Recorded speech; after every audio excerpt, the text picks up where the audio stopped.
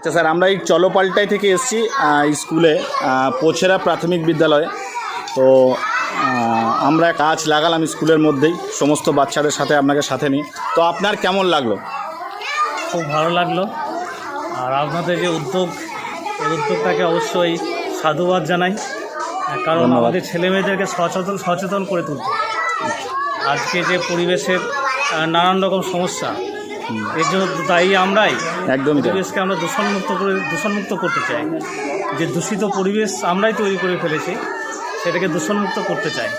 আর তার জন্য প্রয়োজন গাছ, প্রচুর গাছ লাগাতে হবে। তো স্যার অসংখ্য ধন্যবাদ আপনাকে। এই যেমন আপনার স্কুলে আমরা গাছটা লাগালাম, আপনারও খুব ভালো লাগছে, আমি সমস্ত ছাত্রদেরকেও দেখলাম, সবারই খুব ভালো লাগছে, খুব উৎসাহী। তো আপনি কি বলতে চান সমাজকে এবং বাকি সবাইকে, কি বলতে চান যে আমাদের এটাকে নিয়ে আমাদের কীভাবে, এই চলপাল্টাই একে নিয়ে কীভাবে এগিয়ে যাওয়া উচিত?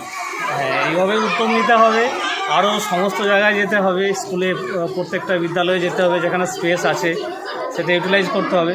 এবং শুধু ছেলেমেয়েদেরকেও নয়, গ্রামের মানুষদেরকেও সচেতন করতে হবে, যাতে করে সবাই গাছের যত্ন নেয়, গাছের প্রয়োজনীয়তা বোঝে। প্রথমে তাদেরকে প্রয়োজনীয়তা বোঝাতে হবে, একদমই। তাহলে একটা সচেতনতা আসবে। একদম সমস্ত মানুষকে নিয়ে চলতে হবে একসঙ্গে, তাহলে নিশ্চয়ই সমাজ পাল্টাবে। ধন্যবাদ স্যার।